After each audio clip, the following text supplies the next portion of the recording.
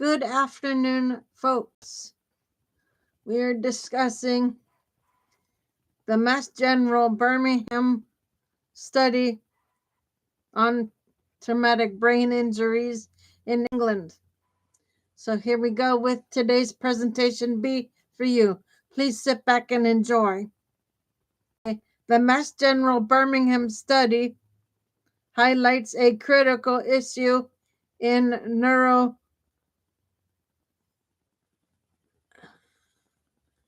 neurocritical care. Patients with severe traumatic brain injury, TBI, who died following withdrawal of life support may have had the potential to recover at least partial independence if treatment had been continued.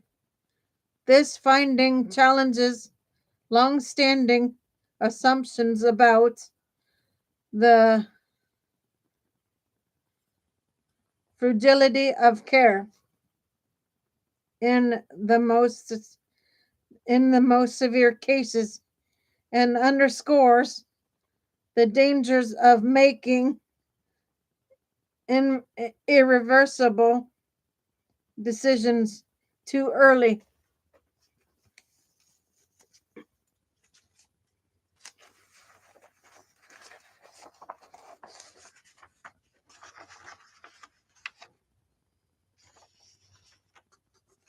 Key findings: data source.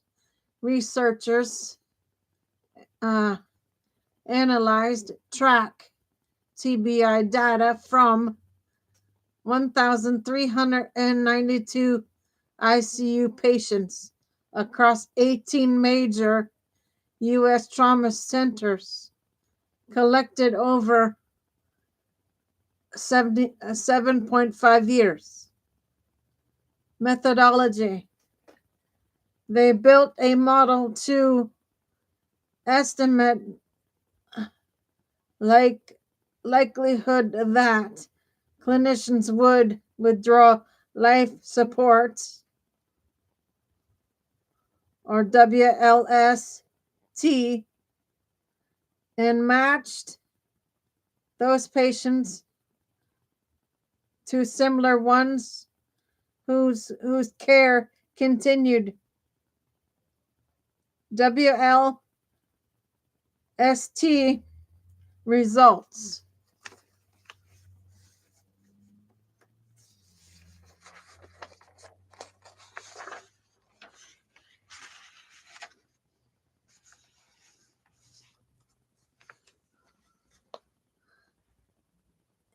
In the WLST group, over 40% of survivors regained some independence by 6 months. The modeling suggested that a significant portion of WLST patients had they continued treatment, might also have achieved partial independence rather than dying. Important distinction: none of the patients in the study met criteria for brain death, meaning their deaths were not irreversible consequences of the injury itself.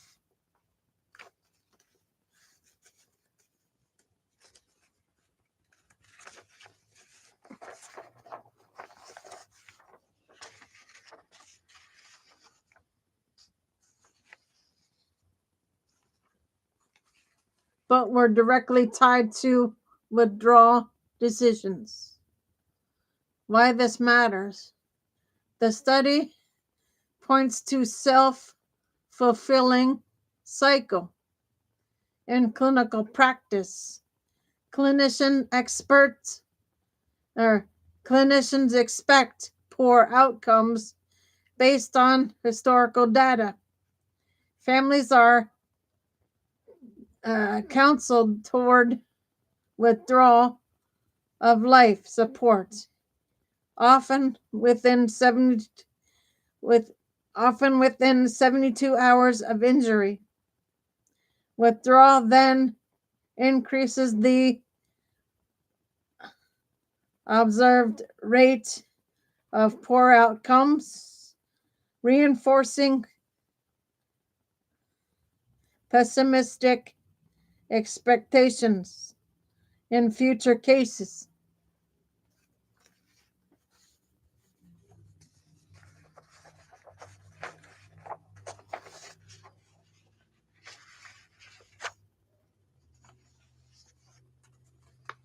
The cycle perpetuates a culture of early withdrawal, even though recovery trajectories in TBI are highly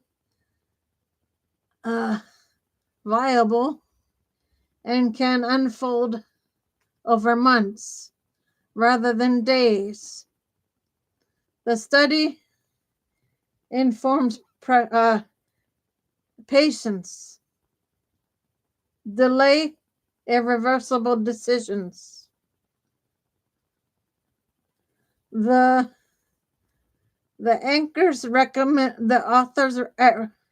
authors recommend postponing withdrawal decisions to allow time for neurological improvement to emerge. Time-limited trials of care, structured approaches that continue life support for a defined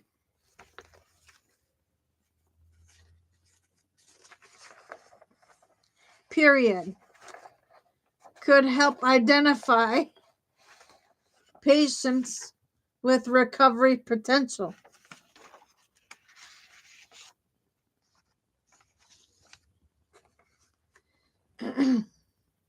Reframing TBI, the study emphasizes that traumatic brain injury should be seen as a chronic condition requiring long-term follow-up and rehabilitation rather than short-term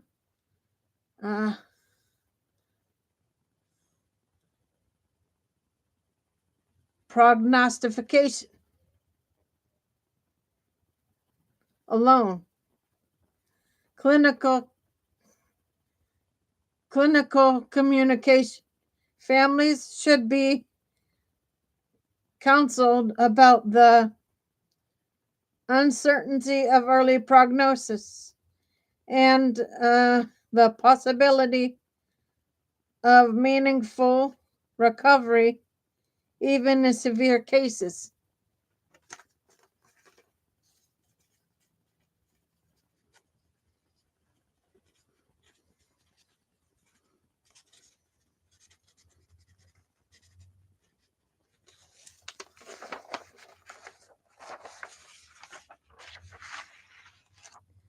Limitations and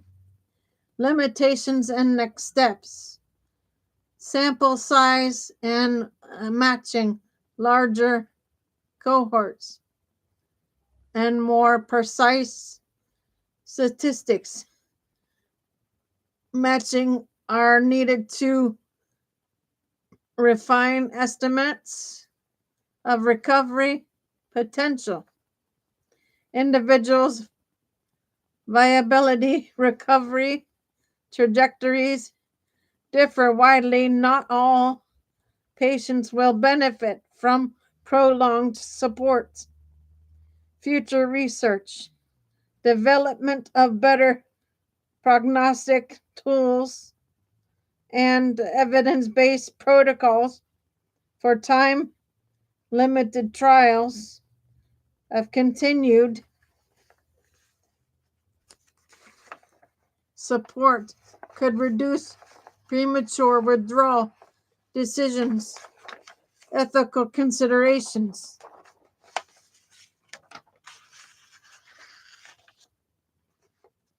Balancing the burdens of prolonged intensive care with the possibility of recovery requires abilities or compassionate dialogue between clinicians and families. Bottom line, the surrounding page content conveys a powerful message. Early withdrawal of life-sustaining treatment after severe TBI may sometimes prevent recoveries that would have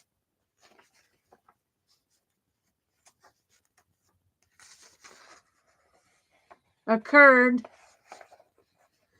Clinicians and families should recognize the profound uncertainty of early prognosis, avoid irreversible decisions in the first days after injury, and consider structured approaches that allow time for potential recovery to reveal itself.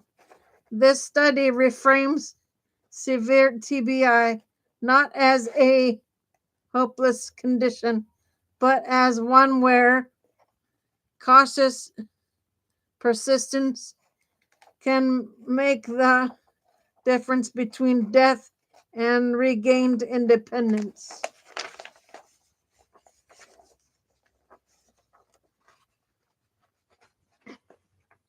Okay, guys, so that is your B for today. I will be back on with C shortly. Give me a bit to put C together, and I'll be back on with that for you. For now, Gator Wellness, take care, folks.